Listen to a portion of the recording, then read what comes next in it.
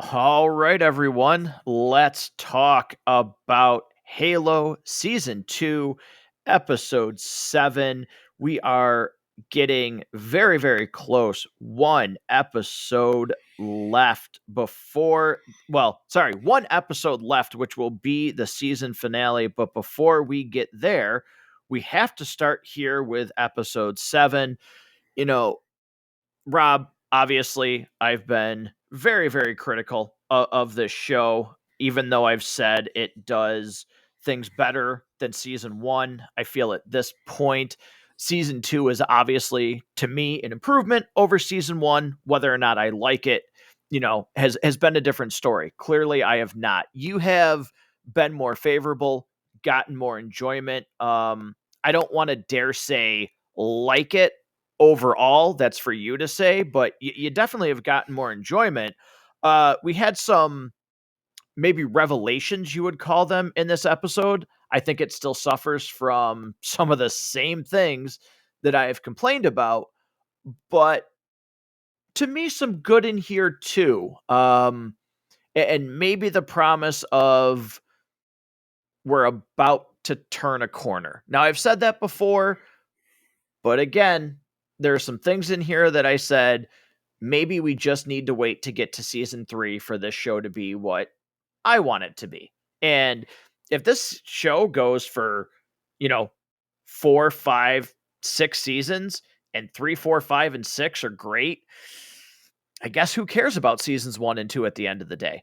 Even if this only goes to a third season and the third season is a holy shit, knock out of the park home run, who cares about season 1 and 2? But we don't know about that yet because we have to get to the end of season 2 and we have to find out whether or not it's greenlit. I would think it would be, considering all metrics of this show show it better than season 1, but let's talk about episode 7. Yeah, I've been hearing some of the same stuff that it's been doing well. People are watching this. I am seeing more buzz about this show in places that I go online and just people talking about it. There's been a lot more written about this show than there was in season 1. I feel like this overall so far has been a better season than season 1, just as a whole. But I feel like the highs of season 1 were higher. Certainly the lows of season 1 were much, much lower. I still don't feel like we've got a great show yet. I think a lot of this hinges on the season finale, as most seasons of television do. Whether or not it's going to matter, it would be incredible to me if this did not get renewed for a third season on a show called Halo that's all about fighting on ring worlds, and we've not even really been to the ring world. Like they're going there this time, but um yeah, I'm hopeful for a third season. And I think we kind of talked about this a little bit last week. There's definitely shows that you recommend to friends and coworkers and acquaintances that you're like, oh yeah, this is a great show. It's one of my favorite of all time. But the first 1 or 2 seasons start kind of rough. They don't really find their way. Think about how the people talk about The Office, it really Right. takes them some time to figure out what works about these characters. And then once they do, it really takes off from there. So maybe this is like that. Yeah, it again, I think there's some I think there's a lot of good here. And this is really the first episode where I went, the things that they're doing and they're talking about and showing actually make me forgive the lack of, and I'm air quoting, Master Chief. Mm, Because you got some, and when I say revelations, if you know this series, you got some pretty big moments here in which you're going, okay, I know what this is supposed to be. I know where this is supposed to lead. And those scenes certainly are with Dr. Halsey and Quan. There's a lot in there to talk about what their finding meant and what we're going to see if they just play it straight. And that had me really excited. I thought some of that hmm stuff, not so much some of the execution with the dialogue. I still cannot stand Quan. I think she's, you know, uh, she is plain vanilla ice cream, which is normally great, but you're just sitting there staring at the scoop on the ground. You can't do anything with it. Like, ah, like, oh, I want you so bad, but I'm not gonna pick you up off the ground and eat garbage. Like, darn it. Um, and it's a shame because she's actually tied to something very interesting right now. But just her character is so, to me, unlikable. Like it's so unrelatable, you can't get attached to it. Um, but I will say, because there's not a ton that I actually had wrong with this episode. But one of the things that I just want to get out of the way, Rob, is, you know, I kind of found it funny that, we finally get Master Chief back in uniform, you know, minus his helmet still, but they're still going on this purpose that it's like, you just have to believe it. And again, I'm saying this from a fan of the show that is just watching the show from the beginning. So I would love to talk to somebody, because the crazy thing is like nobody in my circles is watching or talking about this show. So it's like, normally I have a whole group of people that I talk to about something like this. This is not one of them, but to me, somebody who's new to this universe and is just watching this show and is like, well, I'm not going to go play the games. I'm not going to go bother to read about anything. Like, everything I'm getting is from the show and you're enjoying it. Great. Um, but there's still all of that hearing about what Master Chief has done. To me, he's still not this symbol and like what they make him out to be in this show. And even when people see him or he's having his conversations and like, do you know what it would mean to them to see you fight with us? And it's like, okay. I did love how when he's walking by though and he's seeing these billboards, finish his fight, Master Chief. I love how they didn't even bother to actually have his picture be of the suit in the show. They ripped it from the video game with the lighter green, the more, color accurate green armor instead of this darker suit that he has. I just kind of found that funny that, well, what Master Chief is that? Because that's not the suit he wears. I kind of sort of caught that a little bit too. And it wasn't until like there was something about it that just kind of registered in the back of my head, but it wasn't until you just said it there that I really understood why something kind of jumped out at me. I think in the universe of what the show is trying to tell, I think that just speaks to some of the propagandist nature of the UNSC. Because so much of what they do is built on falsehoods and lie and misdirection and getting people to die valiantly for the cause and things like that, which so yeah, they're going to misrepresent it, they're going to gin it up, they're going to really cartoonify it to try to make it look even more a certain way as opposed to the realistic way. But at the same time, and I have this same problem with this episode that I did in previous episodes, and it's a major complaint that I have about what Parangosky is doing is what, like, you're fighting a war for the survival of your species. You don't have to create support.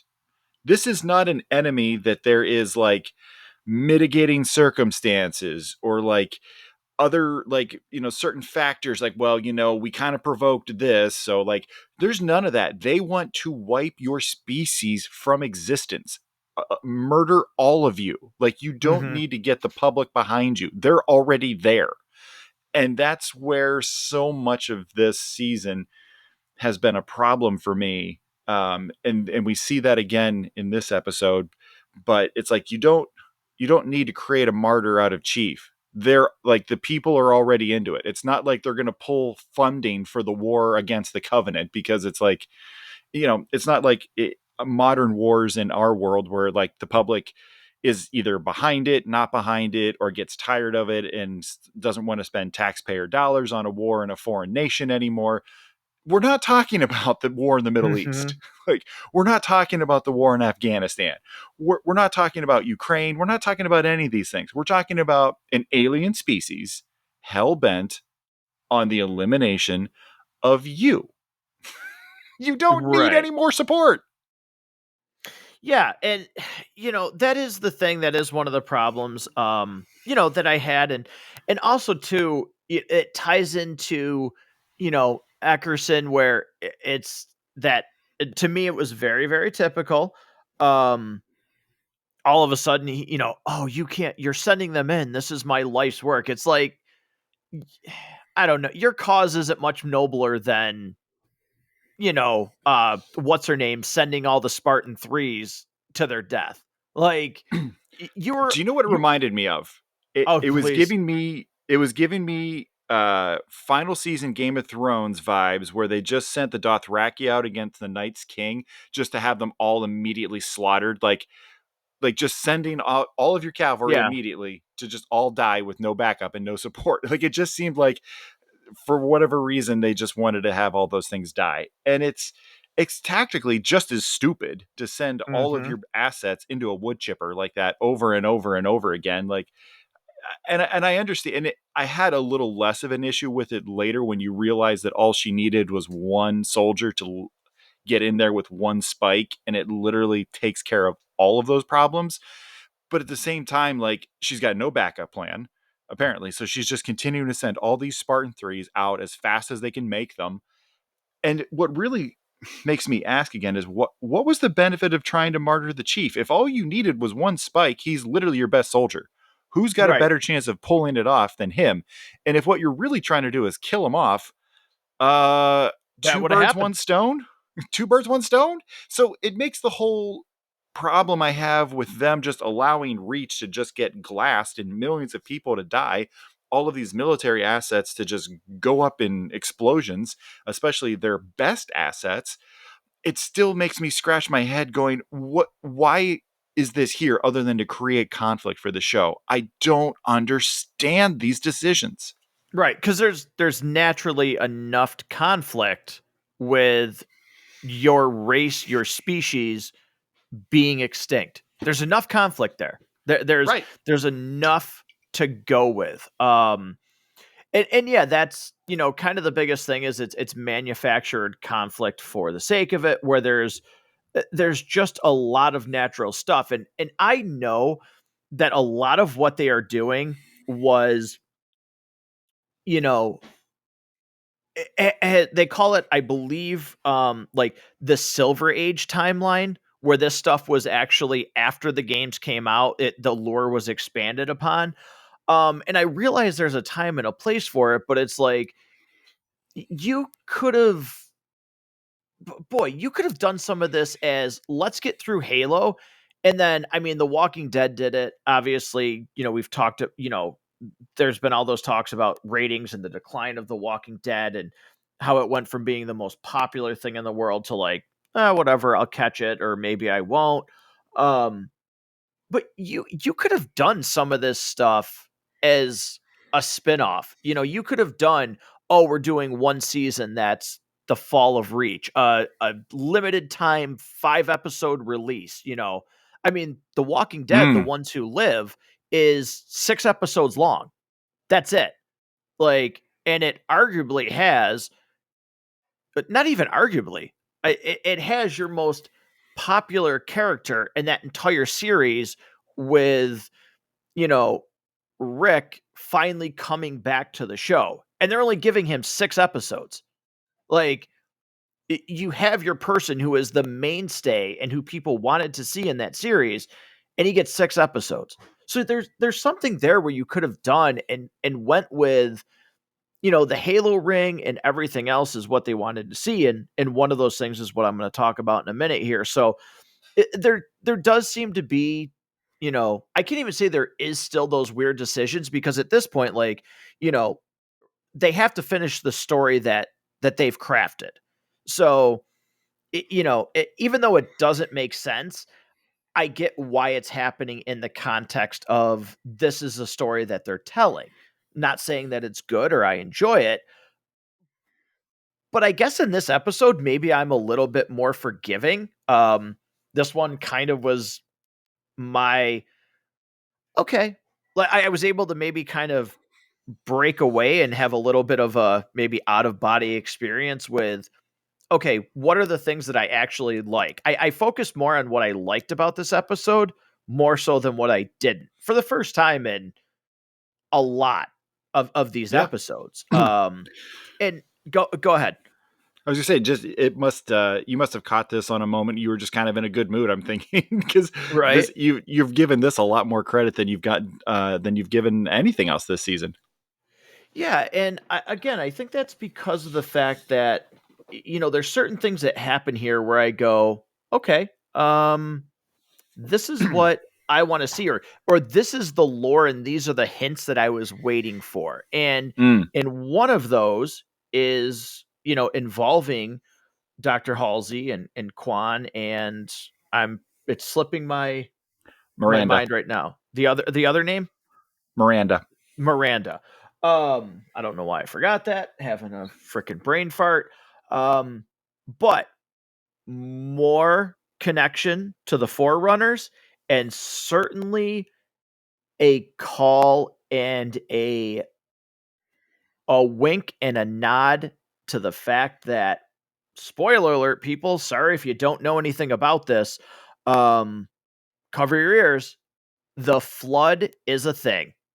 Um, if you know this universe, you know that what they saw and what that is built for is a protection against the flood. And I went, this is the lore I want to see. This is what I want it going towards. I want to know that this is where it's going. And they could pull the rug out from under me, but this really was one of the very few episodes where I was like, if you're not going to give it to me and we're going to do a slow burn, this is how I wanted it. You've done something that actually really captured my interest and I thought was a way to introduce something that was done moderately well. I still think some of the performances and the dialogue from these actresses was stilted, but what it was representing was very interesting. Yeah, the light bridge, the doorway, so cool. And it's amazing that they spent this kind of time really catching the detail and making those things game accurate for this environment when they've literally lit the script of the entire game series on fire up to this point. But Right. they made those details really cool. And to have kind of a forerunner body there was really kind of like, okay, what's going to be going on here? And the mysticism, or not mysticism, but the mystery, I guess, is the word I'm looking for, about who these people were, and the fact that there's a connection between their DNA and our DNA. All of this stuff is kind of the sci-fi lore that is around a really fun shooting game, that keeps you engaged with what actually is happening to the people that are doing the shooting, and why their mission is important, and why their mission matters. It was really like, okay, we're starting to get some of the good stuff here. Yeah, I really did think, we had some pretty good stuff in here. I didn't like Ackerson. I didn't like his whole, oh, well, you can't sacrifice my Spartans because this is my life work. I'm like, you should not feel bad about the sacrifice of the Spartan threes, considering you were so complicit in the absolute annihilation of, God, what, hundreds of thousands of people. Yeah, he Just says too life's work. That program is like 2 weeks old. right. Exactly. It's like, that's it, it's your life's work, get the hell out of here. So wasn't necessarily, a fan of that. But I did actually like, I almost want to skip over that opening scene with John and McKee because, ugh, God. It's Um, terrible. if we've talked about two people not having chemistry, oof. I don't think those two actor and actress have chemistry together at all. I just don't. I just don't agree with it, and I don't. Again, how many times in a dialogue do we have to get? we're the same. We're not. Oh, I see it. We're like, oh my God. Like, stop. It's bad. Find something else. But um, one thing that I did find, I was like, wow, they did a pretty good job here. And I've been pretty critical, I would say, of Pablo Schreiber and his acting skills in certain scenes. But I thought he did a pretty good job in the scene where he's with oh my God, what is her name? Why am I forgetting it, Rob? I told you I'm having brain Kai? farts here. Kai. Um I thought their scene where she's gonna go and she's gonna be with the Spartans, and he says like, I can't go with you. I actually thought that was a pretty well acted scene from both of them, where I felt some genuine emotion there and like a real, yes, I understand why you have to do what you have to do, and you understand why I have to do what I'm gonna do. And that scene made me feel like, yes, like they've been a team, they know each other, they've been through the ringer together, and that mutual respect there. And even after a lot of the missteps that I thought they had between those two characters, I thought they managed to play that off well enough where I was like, oh, I kind of feel for this. I liked that a lot. I think the dynamic between the two of them is probably the most interesting one on the show overall. The small gripe on that, Kai seemed very loyal to these Spartan threes that she's leading. But again, the program is like 2 weeks old, Mm-hmm. maybe three. Like, you think about how long that, how long has it been since Reach has been destroyed? Has Right. it been a month even? Like, that's all the longer that this thing's really been, think about Perez. Like, she was on Reach, not as a Spartan 3. Like, and now she Right. is. So Well, it can't be that old of a program. it's like a kid with their toys, right? They love it for 2 to 3 weeks, and then all of a sudden it's like, I could have just bought them the box that it came in, and they would have been fine with it. Like, Yeah, it's yeah, very much like that. But yeah. I agree with you that scene overall, I liked how that dynamic worked. I did enjoy that. There's a scene kind of towards the beginning that I kind of hated. You mentioned the opening one between McKee and John, and the less that we talk about that, the better. Almost immediately after, I think it is the next scene, is when the MPs kind of come in and they're going to arrest John and then they're going to shoot him. And it's Yeah. just, that whole scene is weak. It's really not well explained why they end up choosing not to follow orders. Like, it's just kind of like they've been following orders on everything else up to this point. Like, every time they've had to like arrest John or, do something that is just under orders, but obviously, we as an audience member know isn't right, they've gone along with it. And at this point, they're still drinking the Kool-Aid from the UNSC and Oni on what, that these guys are bad and they're deserters or they're traitors or whatever. He's collaborating with the enemy or whatever. Like, they don't know that any of that stuff is bullshit yet. So it's never really, we're not given great reasons why they choose not to. Like, they decided to show up, and then they show up and they're like, nah, I'm good. It's Right. terrible. It's almost like there was like a freaking deleted scene where like they saw like, John, who was supposed to be, almost a terrorist, Right. a traitor, like save a bunch of people or save their fellow soldiers, and like, oh well, that realization, like, oh, he's not such a bad guy after all. Like, why would this guy that we were led to believe did all of this, like, why would he risk his life to save our group, or to like, no, he just walks into the room and all of a sudden they're like, oh, hey, what up, man? Like, Yeah. it John, right, how yeah, you no, it doing? it just doesn't make sense. And speaking of not making sense, and tell me if I missed something here, but I actually went back and rewatched it. So Soren, I knew you were going there. I knew it. I knew it.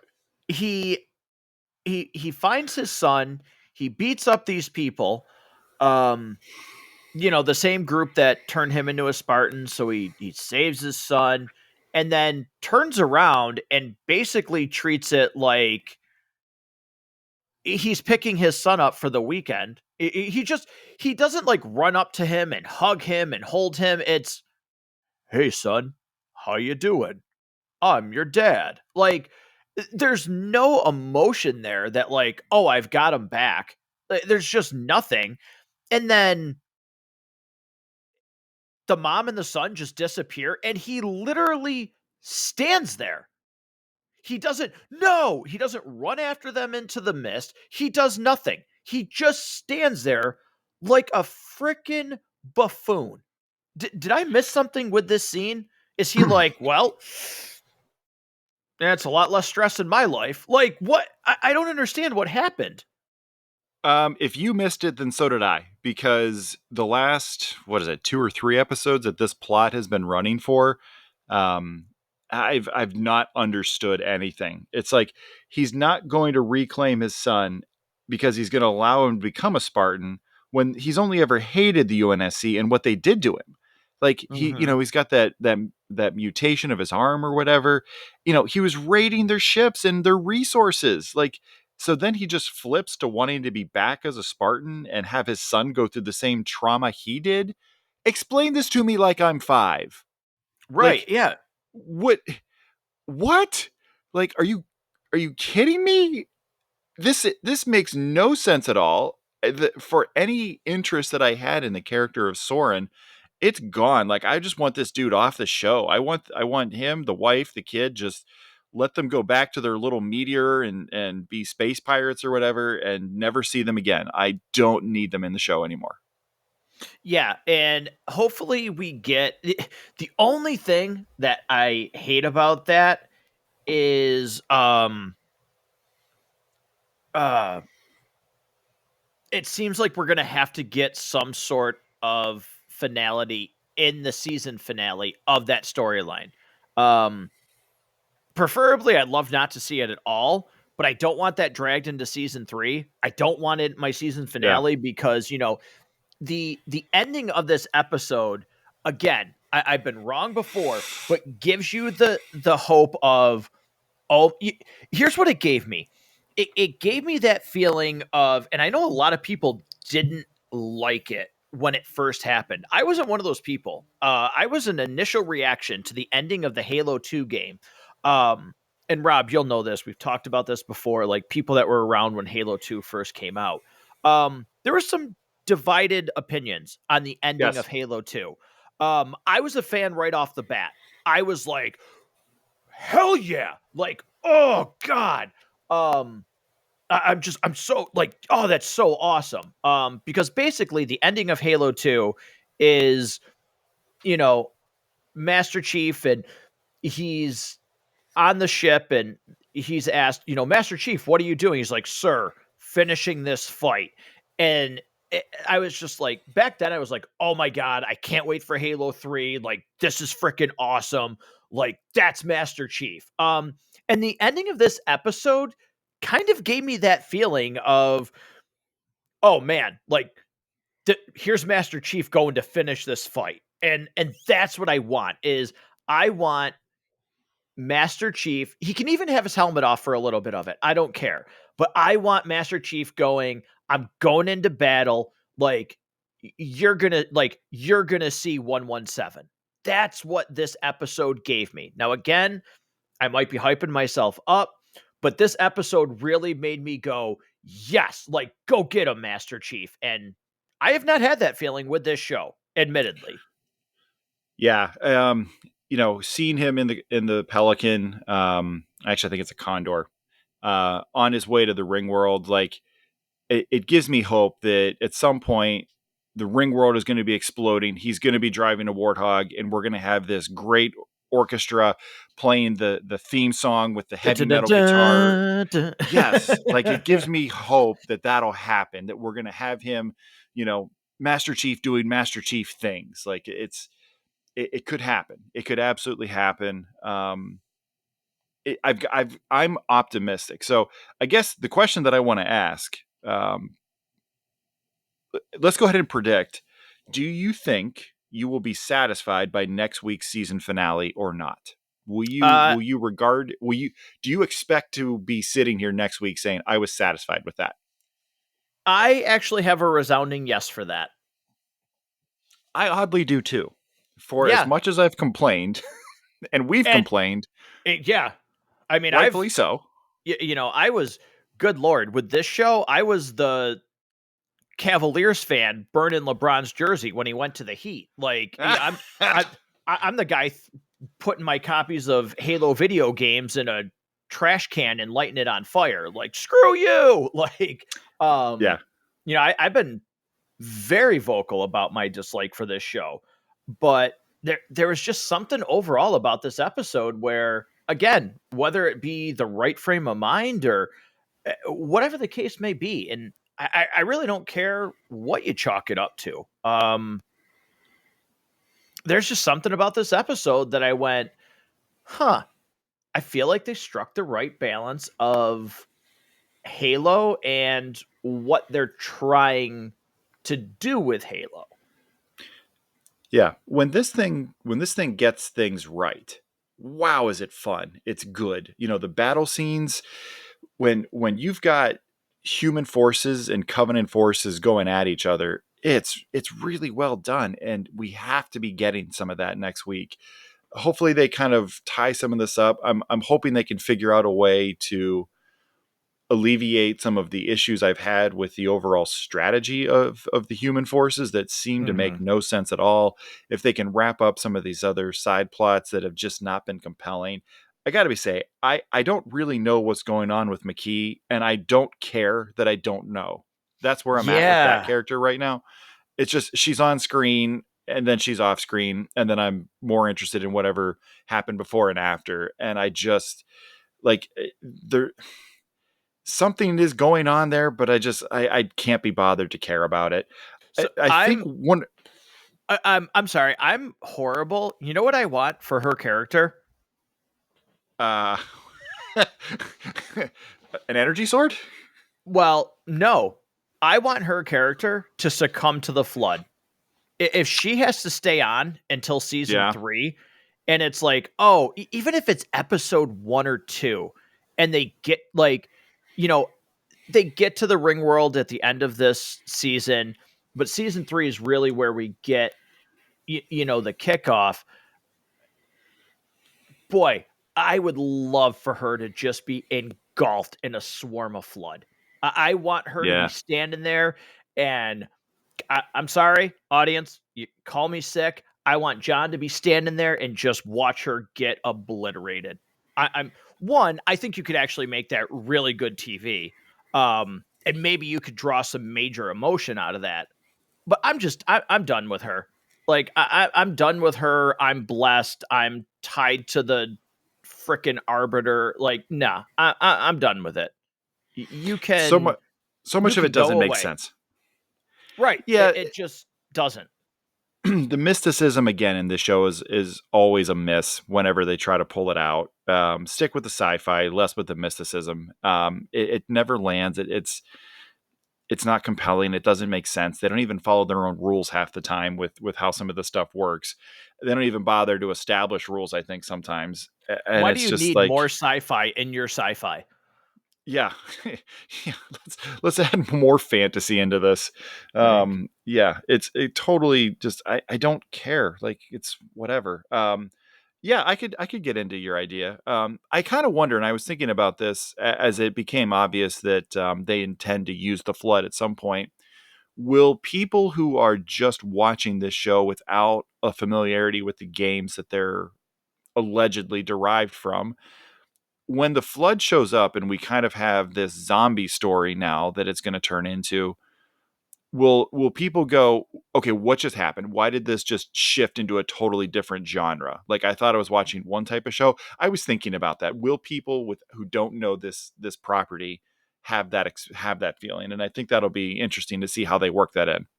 see, I don't think so. I don't think they'll be like, why did this change? Because I feel like the way this show is, and I feel, the way that this season has been perceived, um, I believe they will keep the same people on. that did season 2, because it's better rated, in almost every single metric. They will keep the showrunners on this time for season 3, unless for whatever reason the showrunners don't want to be a part of it.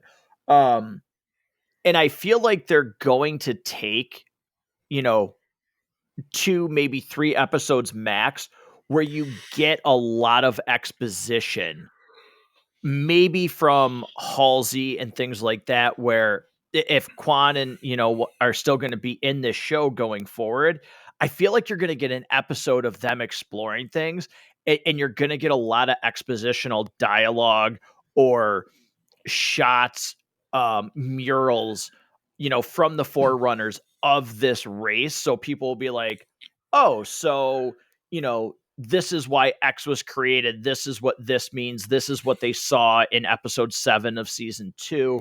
I think they might, unfortunately, take too much time to actually exposition it, because they've already shown that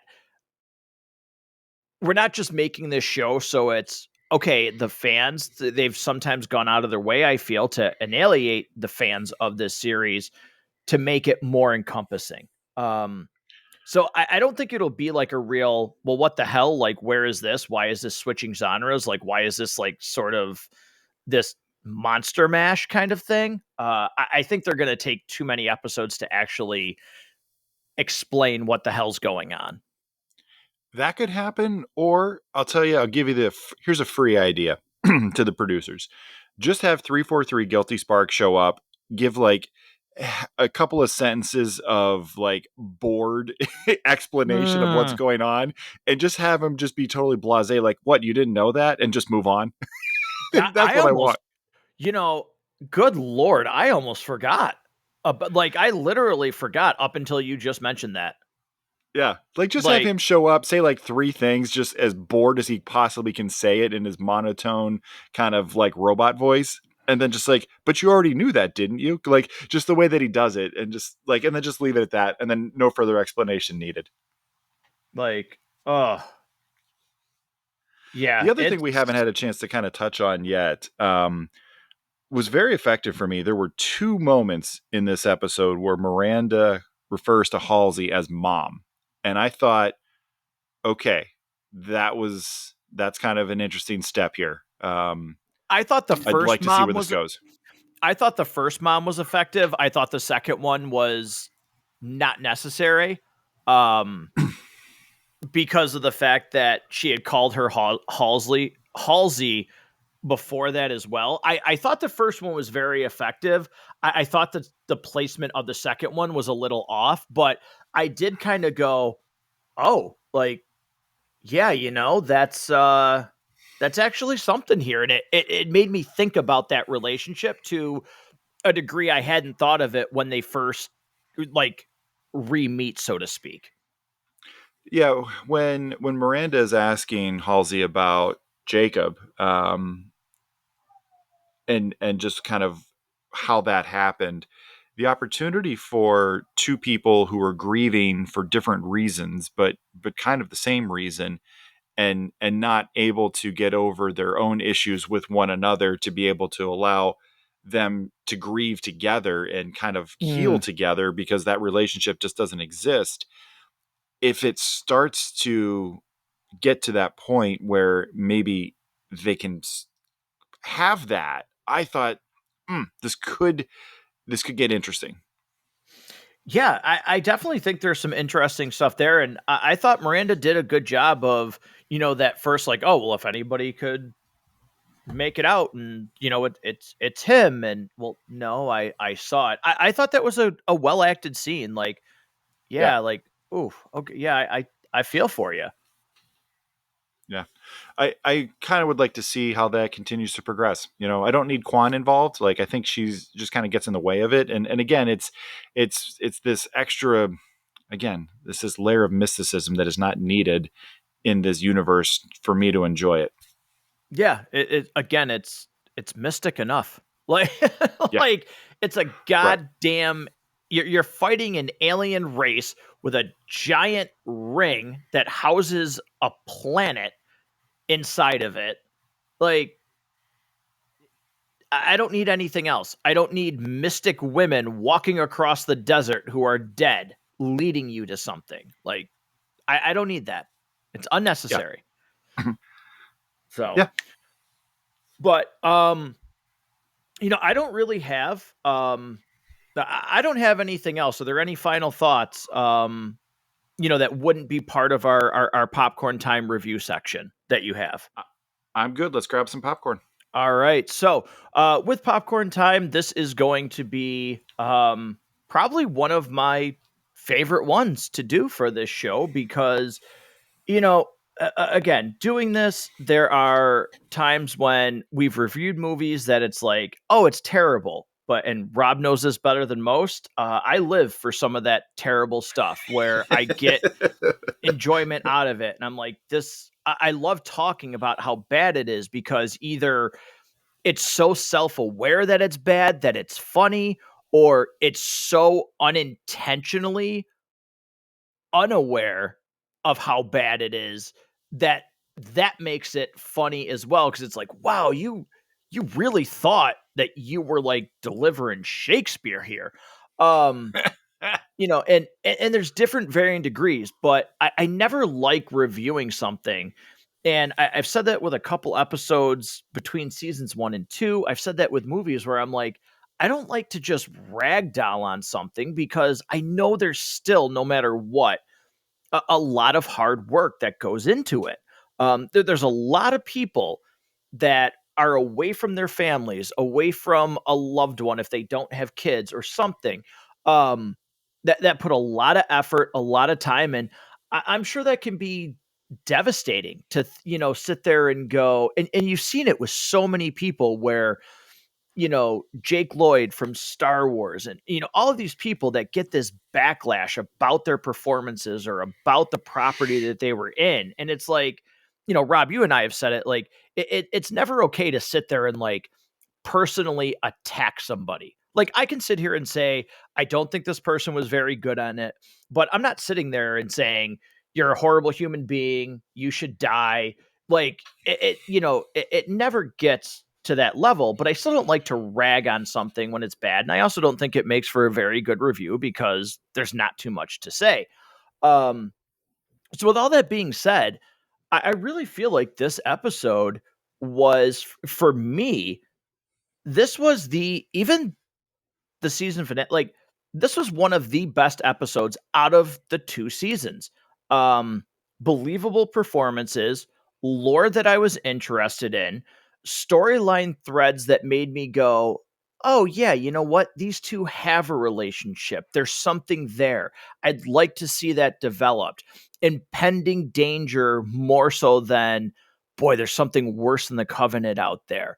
The anticipation of the full-fledged Halo ring, and like you said, what could we see from that? An all-out battle. This really was kind of an episode for all the senses, so to speak. And I haven't really been this excited about this show in general, but even with its flaws, there was something about this episode that I stayed attached to the television because there hasn't been one episode in season 2 where I haven't went, oh, Jesus Christ. Like, this is boring. Or like, why is this show so bad? This was not that episode. This was, all right, I'm watching. All right. Okay. Eh, there was something bad there. Didn't linger too long. You did something to make up for it. So I actually give this episode 4 buckets. I really enjoyed it. Um, Gave me a lot of hope. And yeah, I just think they did, usually it was for every one step forward, it was 3 or 4 steps back. I thought with this episode, for any one step they took back, they took 2 or 3 steps forward with what I wanted to see. So I enjoyed it, and it gets a 4 from me. So I think you talked me into raising mine a little bit, but not by much. And you definitely, I think, liked this more than I did. I'm going with a 3. There's still Ooh. some things that I'm just like, God, why is this here? What, like, this doesn't make sense. This doesn't make sense. I need things to make sense. I need things to like have obvious reasons why, or at least some of the actions of the UNSC, even if it's not obvious what they're doing, at least okay, like there's got to be a secret meaning here why they're doing this or why they're allowing this obviously stupid thing that they're doing to happen. And I don't think that's actually the case. I think it is I think it just really is as dumb as we think it is. So there are those things here, but some of the other parts do work and are effective, and I am excited for next week, and I am looking forward to it, and I do think it'll be a pretty satisfying resolution. But this one for me, just on its own, is a 3. All right. Well, I think this is the first. Is this the first time that I've ever rated an episode higher than you? At least in season 2, yes. I don't Yeah, remember and season 1, but it definitely in season 2, yes. yeah, I'd have to go back and look in the show notes for those episode recaps. But yeah, definitely for season 2. But yeah, this is the first one where I've said, hey, I liked Halo. So Yeah. it was a good it was a good feeling though. It was a good feeling to watch this episode and actually watch it, not sit there and feel like it was dragging and just do it. Because again, I feel like sometimes it doesn't lead to a lot to talk about without repeating. I just didn't like it. So we're going to be coming up on the season finale. I look forward to that. Getting a little bit busier of a week. We are going with Ghostbusters Answer the Call. That'll be coming out this week as we move along in the series of Ghostbusters. Also going to be diving into X-Men 97. Absolutely my favorite show when I was a kid. X-Men, the animated series. Watched it religiously, bought the VHSs, rewatched it the first day I got Disney Plus when that launched. Um, just a show that I grew up with, bought the Fleer cards. Just and such an iconic show, an iconic theme. Um, and Rob, you and I have talked about this, that as good as the MCU was for me personally, you know, X-Men was the thing for me. I wasn't a Marvel guy when I was growing. I was an X-Men guy. I wasn't, oh, Mm. Thor and Captain America and this and that. I was X-Men. So, when those X-Men movies came out, that's what I wanted. That's, oh my God, X2 is incredible. Logan, the Wolverine, um, I think X-Men First Class, Days of Future Past. There, to me, some of those moments in those movies are better than some of the great moments in some of the stuff that they've done in the MCU. So, X-Men 97 is something that I am so looking forward to. Yeah, I think that you can draw a lot of the success of adaptions of comic books. You can draw a straight line to the X-Men animated series. So much of the buzz around comics was X-Men, and certainly the animated series really gave a great framework. There was the all time classic arcade, side scrolling beat 'em up that was Yep. adapted directly from this. There's a lot that if this show didn't exist and if it wasn't the way that we remember it, if it didn't have those nostalgic feelings, you wonder how viable other comic book adaptions would have ever become. I'm not saying the MCU wouldn't have existed, but I'm wondering if it would have existed without something like this to really set the stage that you can take these popular characters that were huge at the time. I mean, you're right. It was there were the X-Men books and Spider-Man people read, but outside of Spider-Man, there were like Thor, nobody was reading Thor. Like Namor, nobody was reading No. Namor back then, or Silver Surfer. Like nobody gave a shit. And It was X-Men. right. And you talked about it when we were reviewing the MCU, as we're wrapping up. Iron Man was what, like the number, like all the way back in like the best selling comic before that Oh movie yeah, it was, was like 27th. He got beat by Buffy the Vampire Slayer right, like a as a smashing comic book. as a smashing success. So it was, yeah, the X-Men were the thing. Everybody knew that. And going back and watching that cartoon as an adult, there's all of these things that, like, one, that show holds up incredibly well for the first few seasons. Now those later seasons, when they change the animation, there's some definite misses, but you still get some pretty good episodes in there. But you go through that first and second and third season, and there's some very, like, adult real world topics and things that you can now sit there and go, this is the message that creators were also sending, um with the X-Men and what it represented with society. There's so much that you can pick from, or you can just choose to say, well, geez, I like it. I like Wolverine's attitude. I like Xavier's, hopelessness, optimistic that Magneto's going to turn himself around, and humans like, there's just so many good things about that show to enjoy. So yeah, I'm really excited to, I almost wish, they'd take the approach of dropping everything at once, but we're only getting those first 2 episodes, and then weekly, until all 10 episodes release. So we'll be doing that series as well. And then I got to figure out time to get out and see Winnie the Pooh, Blood and Honey 2, and Godzilla Yeah. Kong, The New Empire. So a lot of stuff coming out. Yeah, so for listeners who had kind of been noticing that some of the content was dripping, dripping, dripping when you were used to a little bit more regularity, oh, don't worry. We got you, baby. We got you.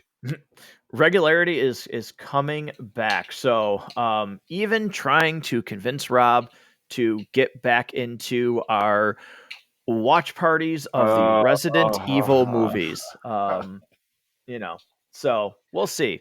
If I must. Sometimes I gotta bribe him with a 6-pack and pizza, but Oh, we'll see. God. Those are We'll see so bad. we'll see what happens there. But listeners, thank you so much for joining us for this season 2 recap of Halo. We have one more episode to go. I look forward to you know joining with Rob and bringing that to you. So, listeners, before we sign off, make sure you go into the show notes. If you want to contact the show, comment on anything, you can get all of our links for Facebook, TikTok, Instagram.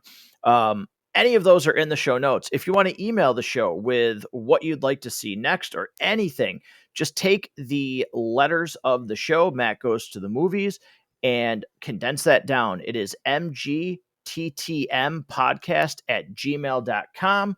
Send us over your ideas, what you've thought of this or any episode, and we will be back very soon with more reviews. Thanks, everybody.